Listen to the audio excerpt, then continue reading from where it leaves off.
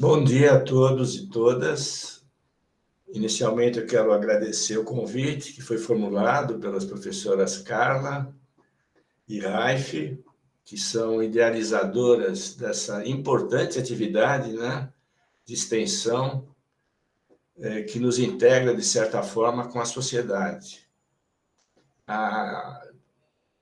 Antigamente, a extensão era uma atividade, digamos assim, um pouco desvalorizada na universidade, mas hoje eu posso dizer que ela é a menina dos olhos. Ela está integrada com todas as suas atividades, inclusive com a atividade de graduação. Então, é muito prazeroso ver como nós podemos nos comunicar com a sociedade e como é importante que isso ocorra. Eu vou falar para vocês um pouco sobre o que os medicamentos causam no nosso corpo. Imaginemos que nós estejamos com uma dor de cabeça e vamos ingerir um analgésico por via oral. Uma dipirona, por exemplo. Então, esse analgésico, depois de aproximadamente 30 minutos, já produz o seu efeito. Foi administrado por via oral, foi até o seu local de ação e cessou, reduziu a dor. Em uma outra situação, o indivíduo está no centro cirúrgico, vai ser submetido a uma cirurgia, ele vai ser anestesiado. Quando a enfermeira coloca a seringa na nossa veia, em alguns segundos, ela nem terminou de administrar, nós já entramos em sono. Então, isso mostra uma diferença, uma grande diferença entre uma administração por uma via e uma administração por outra via. Eu espero que vocês aproveitem o tema, porque quase que todos nós, né, imaginam que estejamos utilizando algum medicamento. E é muito importante que o paciente, que no caso seríamos nós, estejamos envolvidos no nosso tratamento. Nós não podemos simplesmente deixar todas as decisões para o médico, o dentista ou o próprio farmacêutico. Nós temos que participar das decisões. E, para isso, a gente precisa ter algum conhecimento sobre o tema. E, pela minha experiência, os pacientes que participam ativamente das decisões têm melhor resultado terapêutico. Porque ninguém melhor do que nós para conhecer nosso organismo, né? Então, eu vou apresentar para vocês o tema da nossa aula. Espero que não seja enfadonho, cansativo, e vou tentar realmente transmitir da melhor forma possível esses aspectos. Então, nós gostamos de falar do fármaco, que, na verdade, o fármaco é o princípio ativo do medicamento. Essa palavra é originária do grego fármaco, que, ao mesmo tempo, significa remédio ou veneno. E isso vai depender, já segundo Paracelsus, né, que viveu de 1493 a 1541, ele já dizia que todas as substâncias são tóxicas. Não há nenhuma que não seja. O que diferencia a toxicidade do remédio ou da terapêutica é a dose. Então, vamos definir inicialmente o que é um fármaco, para podermos diferenciá-lo do medicamento. O fármaco é uma substância química conhecida e de estrutura definida. Só no momento que nós definimos essa estrutura, nós podemos considerá-lo como um fármaco. Então, por exemplo, aqui o omeprazol, que é um antiácido, inibidor de bomba, utilizado para gastrite e outros casos de refluxo, tem esta estrutura, e isso caracteriza o omeprazol, assim como outras substâncias.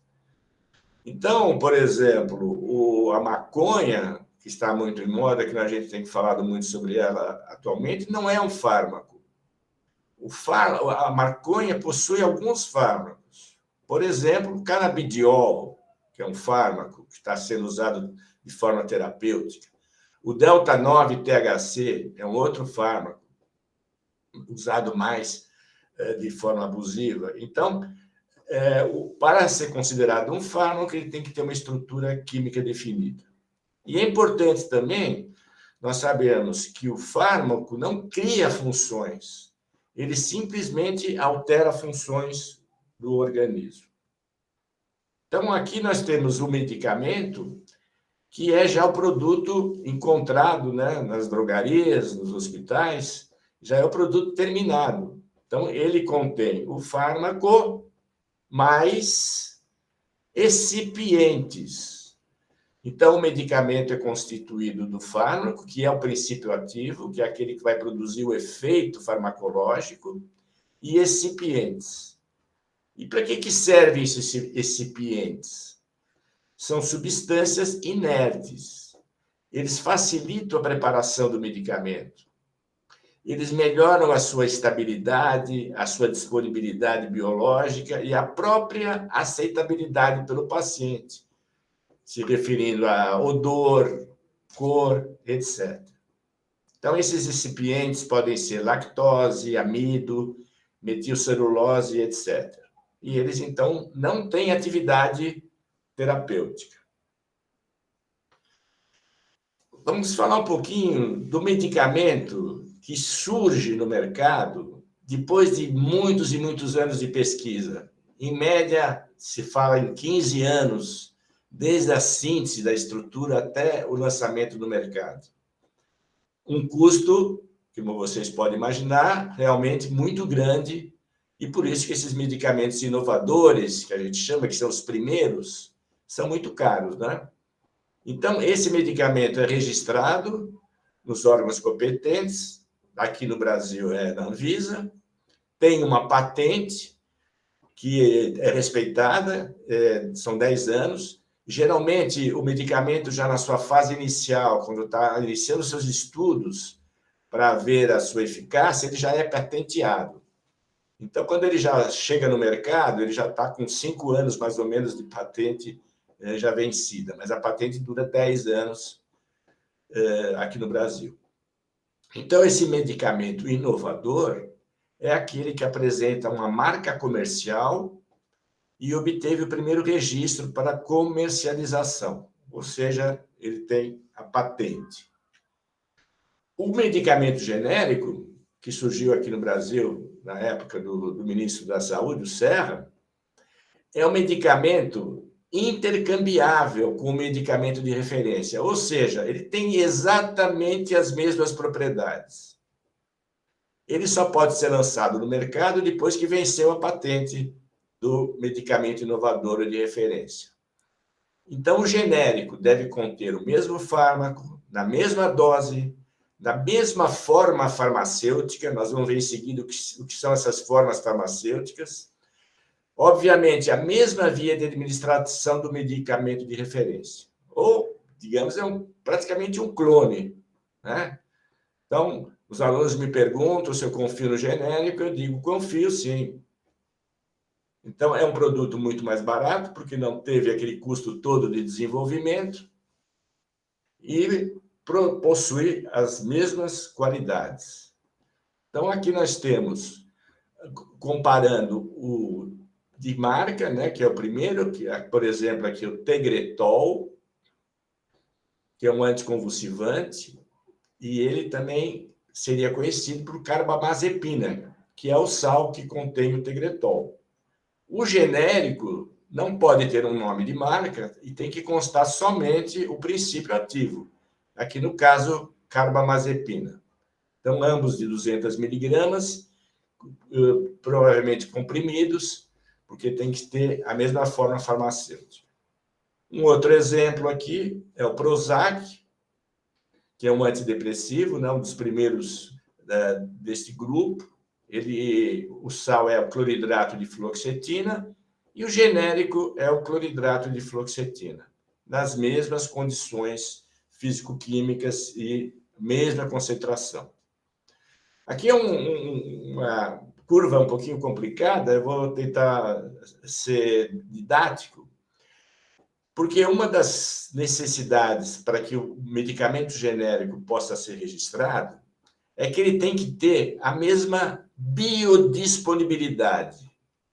Então, aqui, esta curva tracejada e essa reta mostram um produto que é o de referência, que é o principal, que é o que foi primeiro lançado no mercado, e o genérico. E o que seria essa biodisponibilidade? É uma medida da concentração do fármaco na corrente circulatória após a administração oral.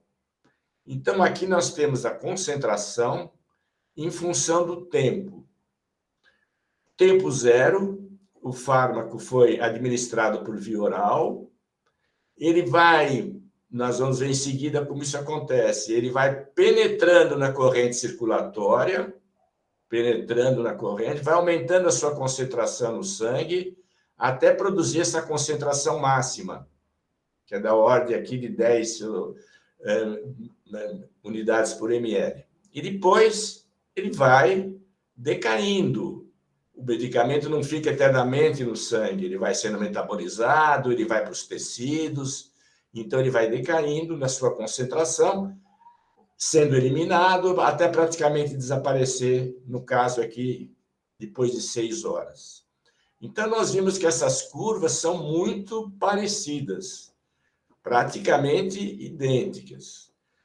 Então, esse produto tem a mesma biodisponibilidade, portanto, eles são bioequivalentes e seriam aprovados porque cumprem esse requisito de bioequivalência.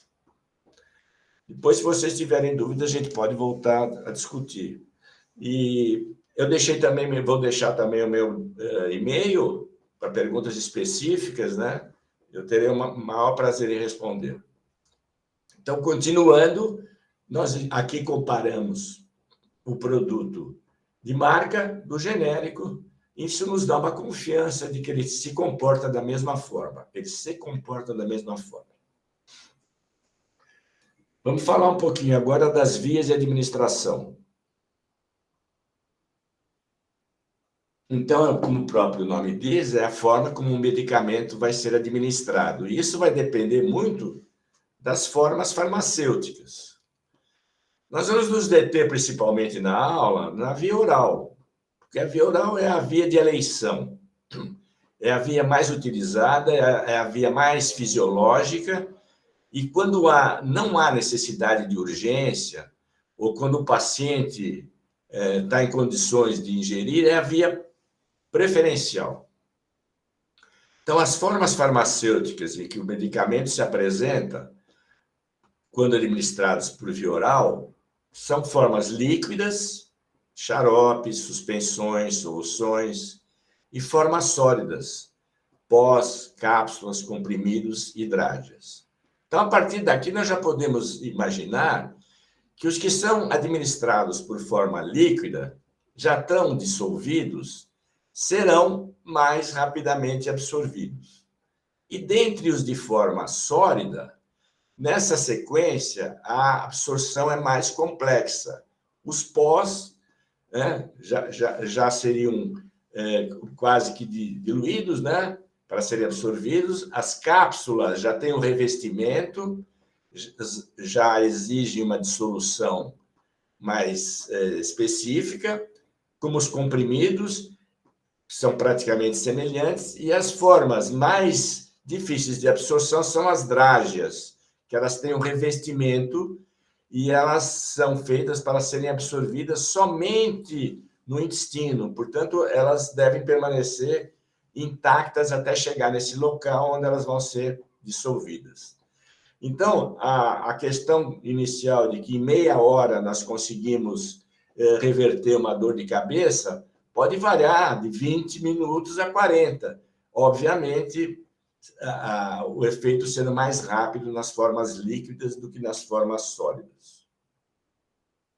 Além da administração oral, existem outras vias de administração, e a gente considera tudo que não é oral como parenteral.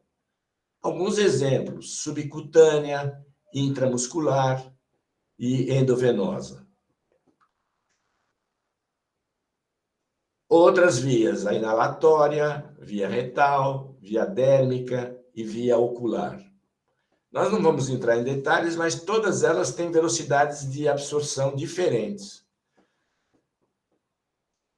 Então, aqui, nós vamos ter um apanhado do que nós vamos discutir na aula de hoje. Partindo da administração do medicamento, nós já podemos dividir nas principais vias, que são oral, intramuscular, subcutâneo. Todas essas vias, para que o fármaco possa chegar na corrente circulatória, vão necessitar de um processo de absorção, seja no tubo gastrointestinal, e seja através da musculatura e outros locais. Então, cada um deles vai ter uma absorção mais lenta do que o outro. A administração que não exige absorção é a via endovenosa ou intravenosa, porque aqui o fármaco está sendo colocado diretamente na circulação sistêmica. Então, as outras vias vão exigir um processo de absorção para cair na corrente circulatória, enquanto que a via endovenosa é diretamente injetada, por isso que o seu efeito é muito mais rápido. Por quê? A partir da circulação sistêmica, geralmente os fármacos vão atuar em locais distantes do organismo. Então, eles devem ser distribuídos ou transportados. Ao mesmo tempo que eles estão sendo distribuídos, eles já vão sofrer um processo de biotransformação, sinônimo de metabolismo.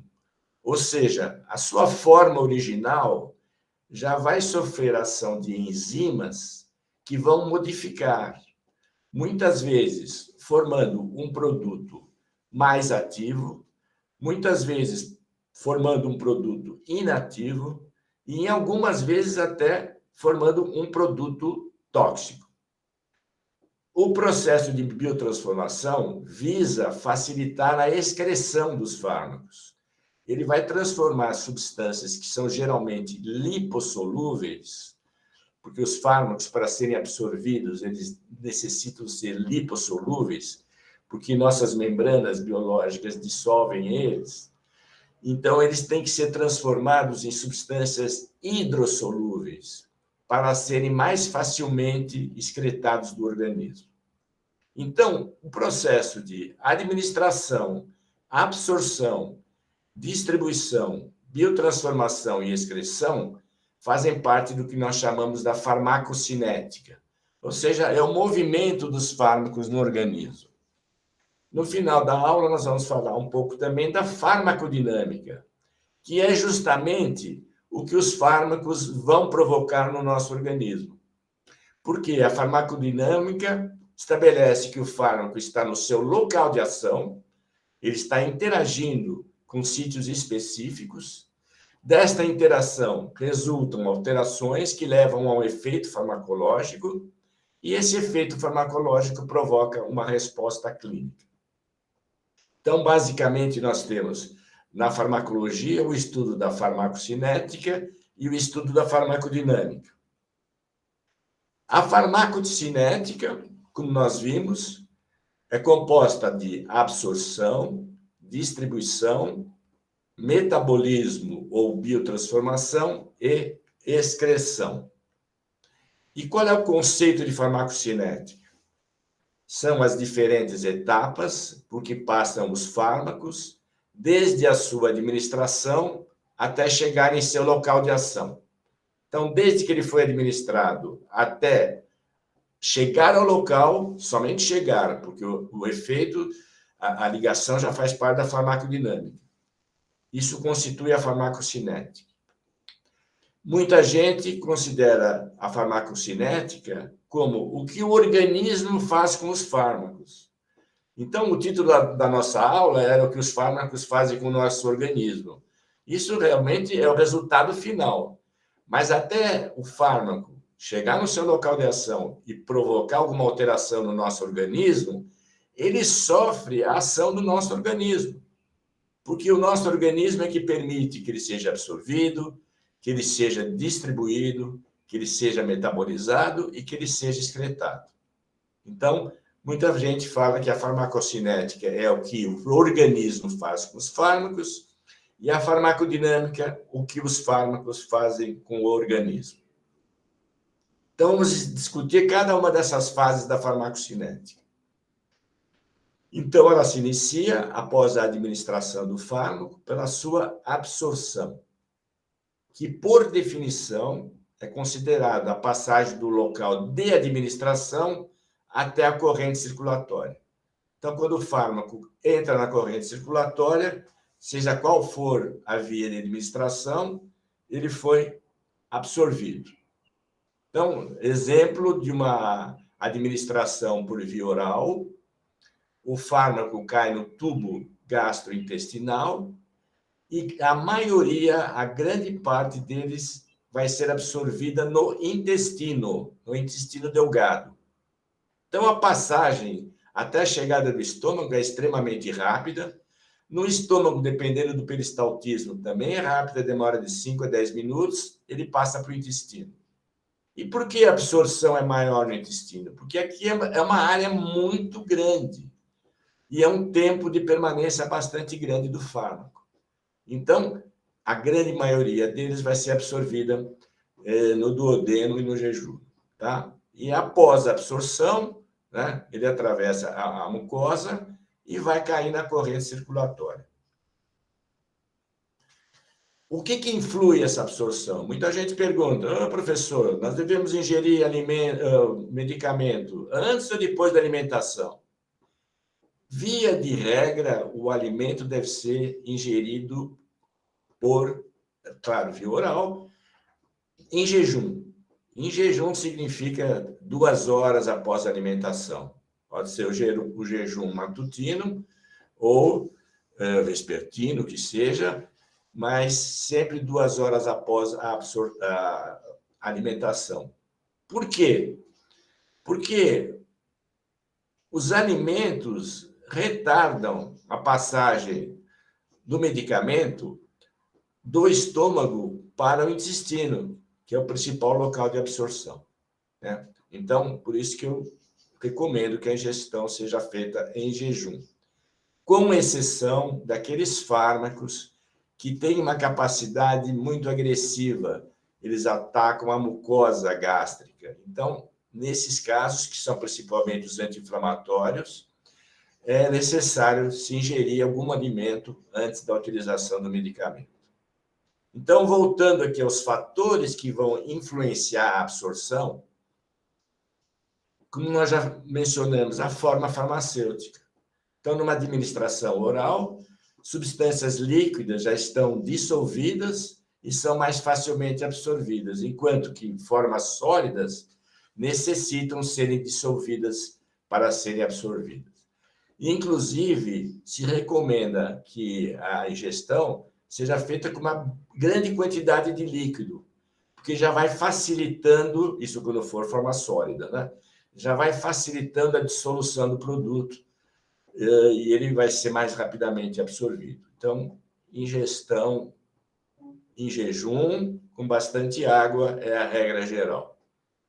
A presença dos alimentos, então, prejudica, atrasa a absorção, porque o medicamento se complexa, muitas vezes, com o alimento, e há uma demora um pouco maior dele ser enviado para o intestino, onde vai ocorrer a absorção.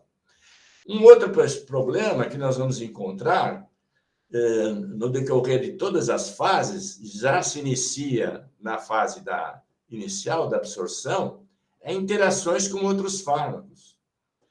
Muitas vezes, o medicamento pode se complexar no próprio estômago e intestino, com outro fármaco, e com isso prejudicando a sua absorção.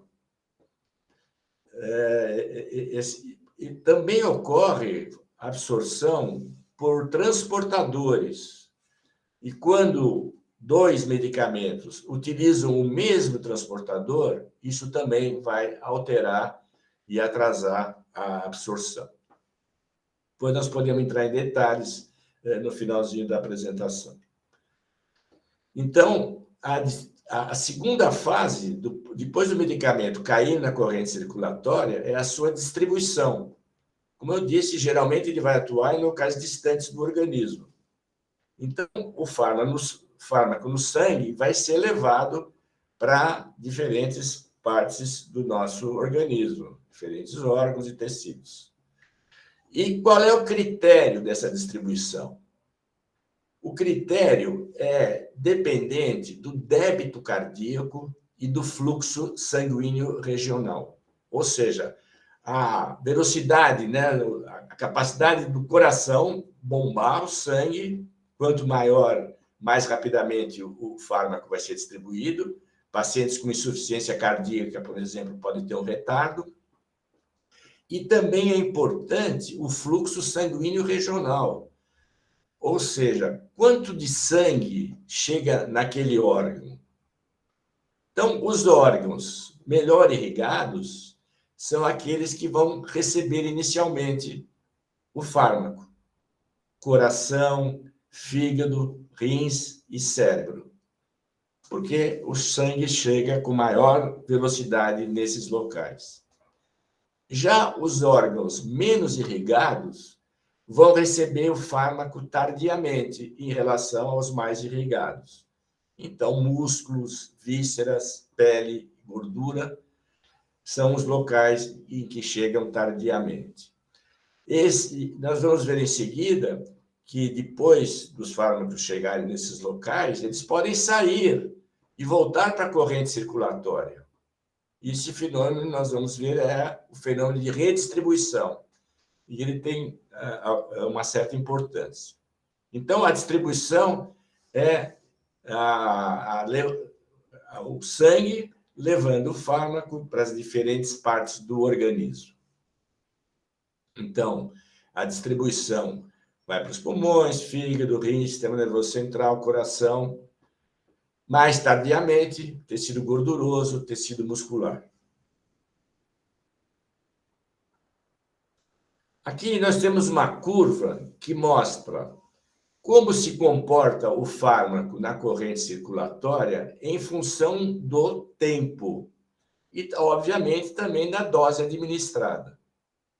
Então, vamos supor que este fármaco ou este medicamento, né, que ele está sendo administrado na forma do medicamento, seja administrado por via oral e depois de 1 hora ele já atingiu a sua concentração máxima. Isso não significa, como nós vamos ver adiante, que já em meia hora ele já não possa produzir algum efeito. Isso nós vamos ver na janela terapêutica do fármaco.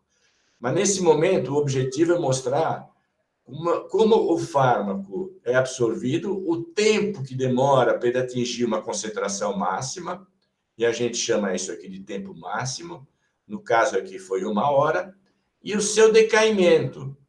Ele vai diminuindo porque vai sendo metabolizado, vai sendo excretado, até depois de 7 horas não ter praticamente nenhuma quantidade no sangue. Então, esses dados aqui são muito importantes quando se utilizam tratamentos crônicos, ou quando se deve dar várias doses, por exemplo, 5 dias de um antibiótico, para que a gente calcule a posologia, para que o medicamento não atinja uma concentração tão baixa que seu efeito desapareça. Então, nós estamos tratando um paciente com determinado antibiótico, nós temos que manter sempre esse nível no sangue para que ele possa exercer os seus efeitos bacterostáticos ou bactericidas. Isso pode ser 4 horas, pode ser 6 horas, e essa curva de concentração nos dá esta informação. Como eu disse, os fármacos que são distribuídos para locais menos irrigados, eles ficam armazenados por um tempo, porque praticamente não tem efeito, né? Vão atuar, vão ficar depositados, né, em gorduras. Ele migra do local em que ele se instalou, no caso, o tecido gorduroso, volta para a corrente circulatória e se redistribui pelo organismo, ou seja, ele sofre uma nova distribuição. Então, é muito comum pacientes que sofrem um procedimento cirúrgico e utilizam, por exemplo, o ácido barbitúrico, um anestésico, né, hipnótico, ele tem o seu efeito inicial muito rápido, porque essa substância é muito lipossolúvel, vai muito rápido para o sistema nervoso central. Parte dele, mais tardiamente, vai para as gorduras. O paciente, quando o fármaco sai do sistema nervoso central, o paciente acorda. Acontece que aquela quantidade que estava nas gorduras sai das gorduras e vem para a corrente circulatória. E da corrente circulatória ele pode ser levado para o sistema nervoso central. Então, esse fenômeno é muito comum, a gente chama isso de ressaca, ressaca barbitúrica. E, então, esses pacientes têm que ser sempre acompanhados, né? Porque, aparentemente, eles acordam, mas não devem ser dispensados, porque eles podem voltar a ter um fenômeno de sonolência, porque o fármaco se redistribuiu da gordura para o sistema nervoso central. O organismo é sábio e ele se protege de xenobióticos, de substâncias estranhas. Então, existem em algumas regiões as chamadas barreiras biológicas, que nada mais são de locais um pouco mais protegidos da ação do fármaco. Então, nós temos no cérebro a chamada barreira hematoencefálica, que é constituída fisicamente mesmo, são células endoteliais, são justapostas umas às outras, dificultando a passagem do fármaco. E também as células da glia, que protegem o sistema nervoso central. Então, para penetrar no sistema nervoso central, os fármacos devem ser muito lipossolúveis, moléculas geralmente pequenas, ou serem transportados também por carregadores. Uma outra barreira biológica é a chamada barreira placentária, ou seja, a placenta protegendo o feto da ação de drogas. Isso não quer dizer que, em ambos os casos, os fármacos não atravessam. Atravessam, claro, nós temos fármacos teratogênicos, temos fármacos que têm efeitos adversos no sistema nervoso central, mas ela é muito mais exigente do que outras regiões do nosso organismo. Então, depois que o fármaco foi absorvido, distribuído e redistribuído, ou, digamos que no processo de distribuição e redistribuição já possa ocorrer biotransformação, né? O fármaco já pode ser metabolizado, porque existem enzimas em toda parte do organismo, inclusive no próprio intestino, antes do fármaco ser absorvido, na corrente circulatória e em vários órgãos, principalmente no fígado. Então, o que é a biotransformação, que é um sinônimo de metabolismo? É um momento que o fármaco sofre reações químicas, geralmente mediadas por enzimas, que o convertem em um composto diferente do originalmente administrado. E isso a gente chama de metabólito. Já não é o produto original, é o metabólito, que, como característica comum, ele é mais hidrossolúvel, porque isso facilita a sua eliminação do organismo. Os metabólitos podem ser ativos ou inativos. Isso não significa que o organismo sempre transforma o fármaco num produto inativo. Não. Pode considerar que esse metabolismo forma ainda produtos inativos, produtos ativos, talvez com um pouco menor de atividade, mas antes ainda ativos ou inativos. Mas pode ocorrer também que esse metabólito forme um produto tóxico. Isso ocorreu no caso da talidomida. A talidomida que foi lançada no mercado, principalmente na Europa e em outros países, nos Estados Unidos não foi, ela formava no ser humano um metabólito tóxico, que formou aqueles fetos com problemas nos membros superiores e inferiores, que a gente chamou até de focomelia, porque pareciam focas. Então, era um metabólito que era tóxico. E como é que foi registrado esse produto? Como é que deixaram passar isso? Porque nos testes clínicos estuda também em gestantes. Quer dizer, no caso, não se estudou em gestantes humanas, porque isso realmente é proibido. Se estudou em ratas grávidas e outros animais. Só que esses animais, eles não produziam esse metabólito ativo. Eles não tinham essa enzima que o ser humano tinha. Então, não foi observado nos estudos pré-clínicos e, drasticamente, tragicamente, observou-se isso com milhares de recém-nascidos com problemas sérios. Então, o principal local de biotransformação é o fígado, o plasma, os rins, o pulmão, o próprio trato gastrointestinal. Uma vez metabolizado e transformado numa substância mais hidrossolúvel, ele vai ter muito mais facilidade de ser excretado, principalmente pelos rins, que é a principal via de excreção. Né? Outras vias são a pulmonar, a biliar, fecal, leite materno, suor, saliva e até cabelo. Todas essas regiões podem ser passivas de eliminar os fármacos. Então, recordando aqui o que nós mostramos inicialmente, nós vimos todo o aspecto da farmacocinética, desde a absorção do fármaco, passando distribuição, biotransformação e excreção, isso faz parte da farmacocinética. Agora nós vamos ver rapidamente a farmacodinâmica. Como é que o fármaco atua no seu local de ação? Desculpe, faltou dizer que nesse processo de farmacocinética sempre podem ocorrer interações medicamentosas. Então, em todas as fases do processo, seja na absorção, seja na distribuição, a distribuição, geralmente, o fármaco está ligado com proteínas no sangue. Ele pode, sempre que existirem 2 ou mais fármacos, eles podem estar competindo, aqui no caso, como são distribuídos ligados à proteína, pela mesma proteína. Então, eles podem ter uma mesma afinidade pela proteína. Então, um vai prejudicar, digamos, entre aspas, a ligação do outro. Um vai se encontrar mais na forma livre do que na forma ligada. E, obviamente, que a forma livre é a forma que vai produzir o efeito farmacológico. Então, tudo isso é estudado, né, a função da dose, porque se sabe quanto do fármaco vai se ligar a uma determinada proteína.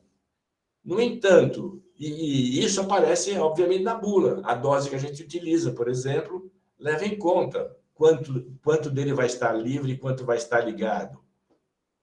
Mas quando a gente associa 2 ou mais fármacos, isso se torna imprevisível. Então, nós podemos ter efeitos adversos. Determinada concentração de um fármaco isolado se acreditava que fosse X, na sua forma livre, mas quando ele tem um outro fármaco competindo com ele pela proteína, não deixa ele ligar, então essa forma livre passa a ser Y, que é maior que X, produzindo até, possivelmente, um efeito tóxico. Então, isso tudo realmente se constitui em um problema, né? Raras são as interações positivas, existem interações que a gente planeja para aumentar a eficácia, mas, via de regra, elas podem prejudicar o efeito dos fármacos ou torná-los tóxicos. Então, isso tem que ser muito levado em conta quando se associa 2 ou mais medicamentos. O processo de biotransformação, que é feito principalmente no fígado, é executado por enzimas, que são chamadas enzimas do citocromo P450. É o principal órgão metabolizador. Então, nós podemos ter 2, 3 fármacos metabolizados pela mesma enzima. E essa enzima é saturável, ela é finita. Com isso, ela acaba prejudicando o metabolismo e deixando com que esses fármacos permaneçam em concentrações altas. E que isso não estava previsto quando eles foram administrados isoladamente. Também o processo de excreção, pode haver competição entre duas substâncias, seja no processo de filtração, seja no processo ativos, né? E pode prejudicar a excreção. Então, um dos grandes problemas da terapêutica é a interação medicamentosa. Isso deve ser analisado muito bem pelo prescritor, para que o paciente, né, não sofra as consequências de uma administração não bem pensada, não bem calculada. Vocês imaginem que tem pessoas que chegam a tomar 10, 12 medicamentos por dia. Então, isso tem que ser muito bem avaliado. Vamos falar um pouquinho, então, da farmacodinâmica, já que nós vimos o processo de farmacocinética, né? A farmacodinâmica se inicia com fármaco no local de ação, ou seja, o fármaco na sua forma original, ou mesmo na sua forma já metabolizado ou biotransformado, vai chegar no local. Pode ser o fármaco, como pode ser o metabólico, se ele não foi eliminado ainda. Então, o que acontece no local de ação? Que é num receptor, que está numa célula, né? Então, todo o nosso organismo, todos os nossos órgãos, tecidos, têm receptores. E este fármaco, que seria aqui essa chave, vai se ligar a esse receptor. É tipo de uma relação chave-fechadura, é um encaixe praticamente perfeito, né? Não vamos dizer que exista somente uma chave para se ligar. Podem existir diferentes chaves, mas com variações muito pequenas. Então, se ligam com esse receptor e vão produzir uma resposta. Então, o fármaco se ligou com o receptor, ele tem uma afinidade. Nós, depois, quisermos aprofundar um pouco, o fármaco pode ser um agonista, ou seja, favorece a atividade dessa célula, desse tecido, ou antagonista. Isso vai depender da nossa necessidade. Se nós estivermos com uma atividade exacerbada naquele local, né? Se o indivíduo, por exemplo, está muito ansioso, precisa relaxar um pouquinho, nós vamos tentar bloquear o efeito. Se o indivíduo está, contrariamente, precisando de um estímulo, nós vamos estimular. Mas tanto agonistas como antagonistas, que a gente chama, os que facilitam e os que são contrários ao efeito, podem ser medicamentos extremamente úteis, tá? Então, eles atuam sobre o receptor, que está em uma célula, e vão produzir efeitos. Esses efeitos são respostas que podem ser, como se sabe, estimulantes ou depressoras, dependendo da situação clínica do paciente. Então, esses efeitos que são gerados pela integração do fármaco com o receptor, ou pela interação, melhor dito, podem produzir efeitos desejáveis e efeitos indesejáveis. Obviamente, o efeito desejável é o efeito terapêutico.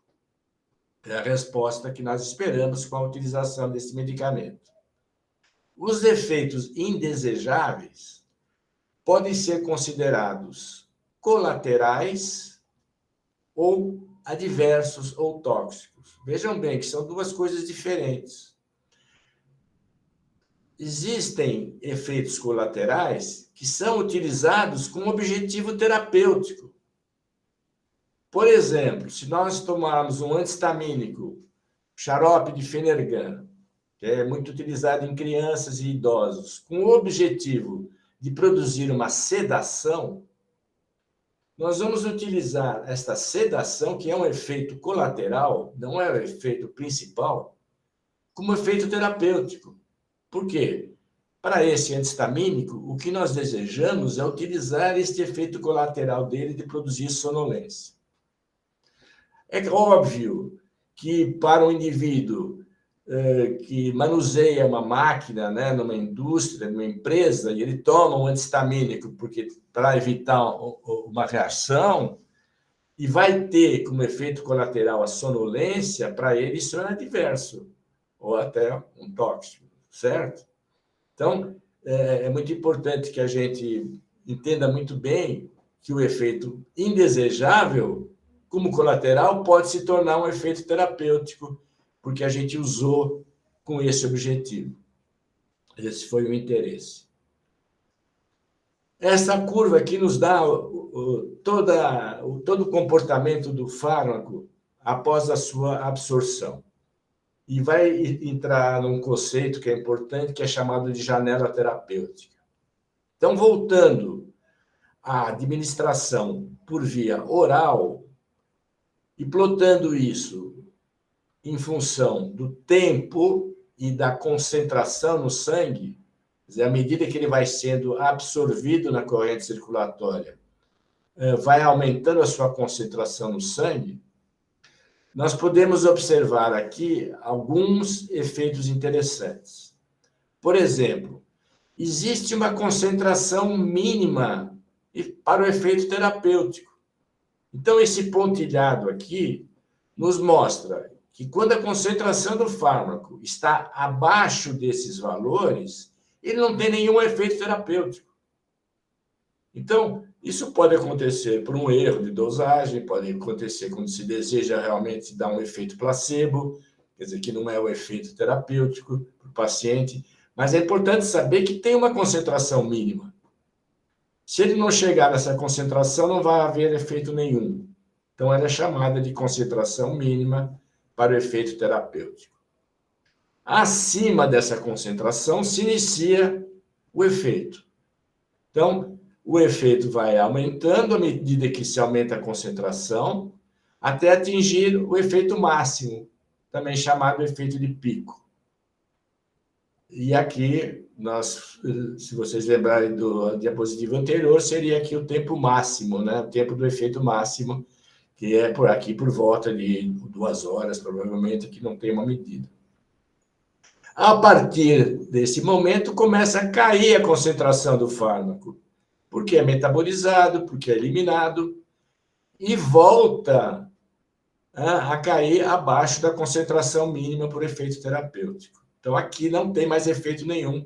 Tem uma quantidade residual, mas não há efeito nenhum.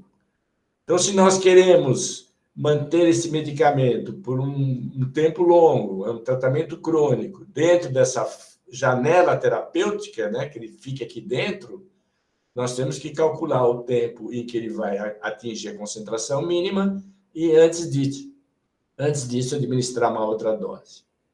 Em relação ao efeito tóxico, existe uma concentração para o efeito adverso, né, ou tóxico.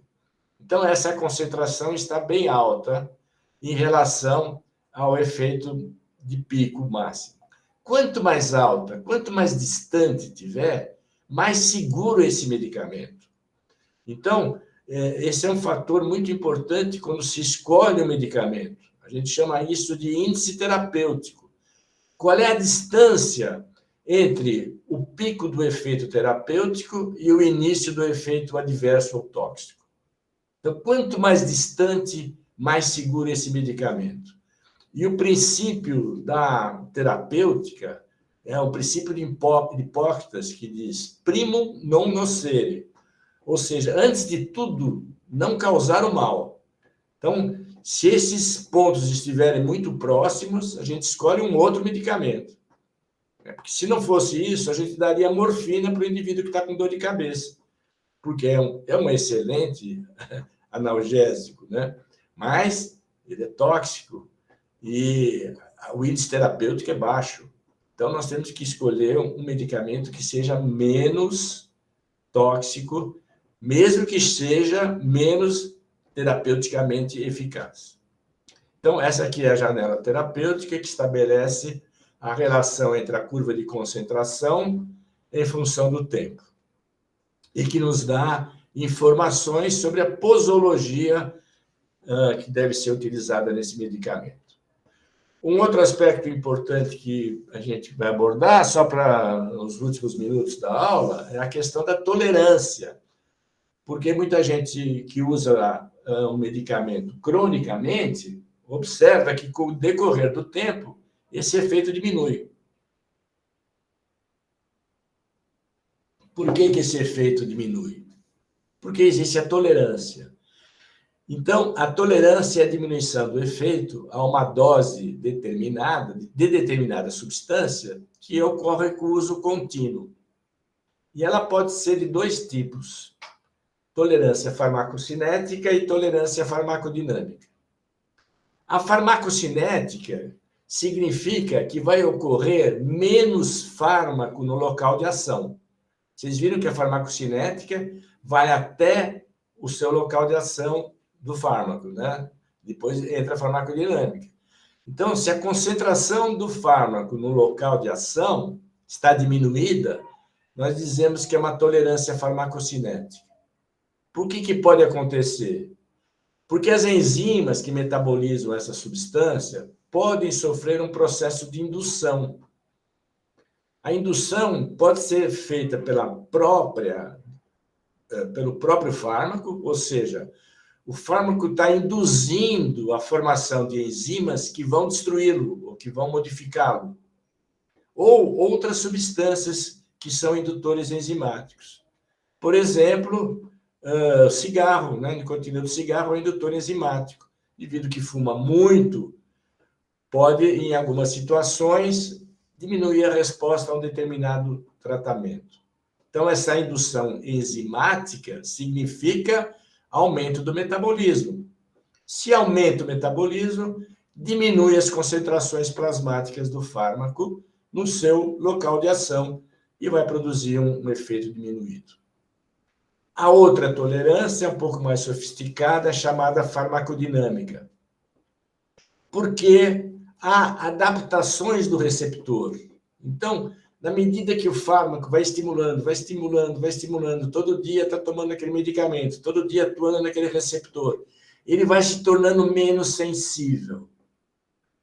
Né? Então, essa exposição prolongada vai produzir uma diminuição da resposta ao fármaco e, com isso, uma diminuição do efeito. Então, nesses casos de tolerância, geralmente há necessidade de aumentar a dose. Algumas vezes, pode-se até mudar a medicação, mas a dose tem que ser aumentada para que se mantenha o mesmo efeito terapêutico. Obrigado, gente. Espero que não tenha falado demais.